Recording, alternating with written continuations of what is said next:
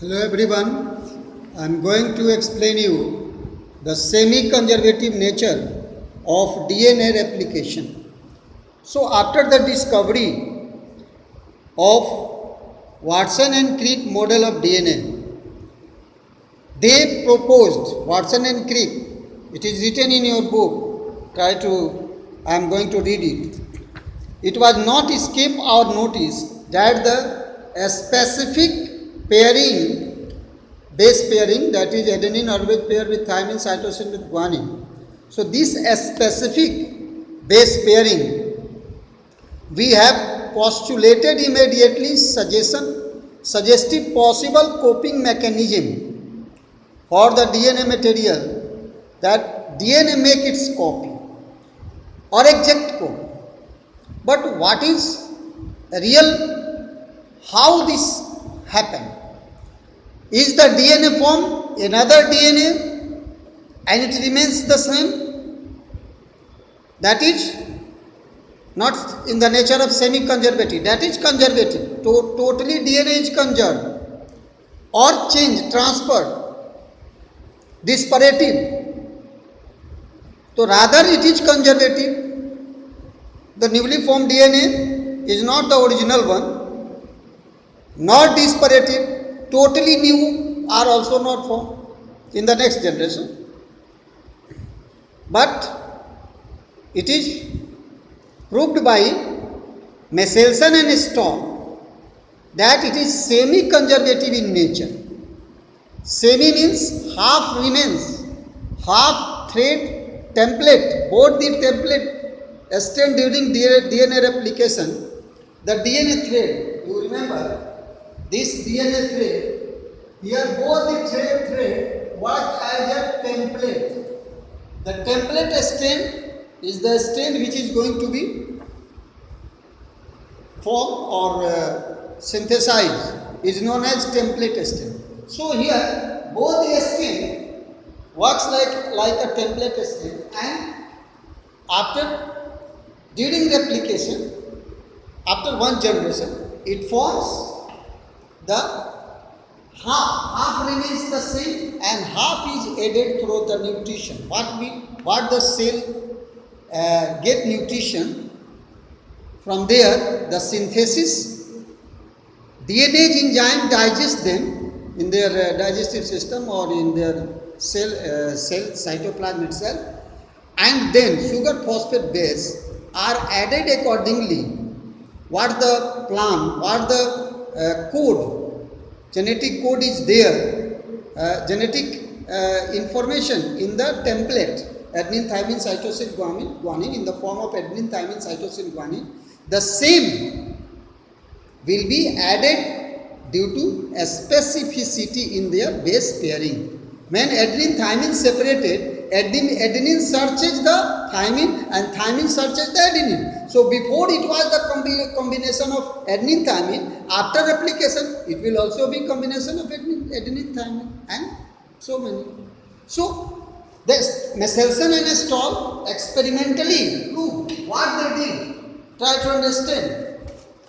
They grew the Escherichia coli in the culture medium, having they used the heavy nitrogen, one more neutron containing nitrogen, that is the culture medium having ammonium chloride. So if when Escherichia coli were allowed to grow in ammonium chloride medium, nutritive medium, where the nitrogen was made heavy, so in few generations, in all DNA, you know that nitrogenous bases are there. So all nitrogen of nitrogenous bases become heavy, isotopic nitrogen.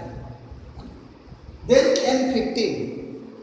So when they through centrifugation, they obtain what the density in the cesium chloride density gradient. The Escherichia coli was centrifuged and the density was found, the red colored DNA, that is heavy nitrogen containing DNA, settled at the bottom. In that figure you can easily see that due to heaviness it's settled at the bottom in first parental generation. But in after 20 minutes, in the next generation, this is the first generation, this is the second generation. So in first generation, because Escherichia coli, the bacteria multiply within 20 minutes, so 20 minutes is taken time. After 20 minutes, what the ingredients were separated through cesium chloride medium, and it was found to be the hybrid one which settled light heavier, lightly upper to that of, you remember here, focus here it is at the bottom lower level, but it is here it is slightly upper. Why? Because half thread of nitrogen 14. Now remember that after growing in parental generation, it was allowed to grow in the ammonium chloride medium having N14 was used. N14, not heavy, normal nitrogen containing ammonium chloride medium was given in the first and second generation. Only parental generation were grown in N15 medium, become heavy. But after that, no 15 ammonium chloride NH4Cl 15 was given. Only NH4Cl of 14 was given. Okay, 14 N type of was. So after 20 minutes, it was found to be the hybrid. After again 40 minutes means the next generation, second generation, it was found that the 50% were the lighter one and the 50% were heavier. The lighter ones again settled above, then the hybrid one and the hybrid lies at their own level. So remember, hybrid lies at their own level and the lighter one raised up again due to become light. It means they explain the observation, what they observed. Observation was that the DNA after first generation showed hybrid means intermediate density. After second generation, the equal amount of hybrid and the light DNA were seen. So on these observations, they explain that